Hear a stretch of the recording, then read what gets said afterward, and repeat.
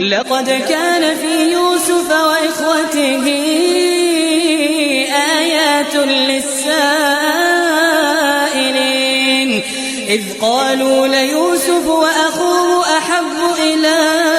أبينا منا ونحن عصبة إن أبانا لفي ضلال مبين اقتلوا يوسف أو اطرحوه أرضا يخل لكم وجه أبيكم وتكونوا من بعده قوما صالحين. قال قائل منهم لا تقتلوا يوسف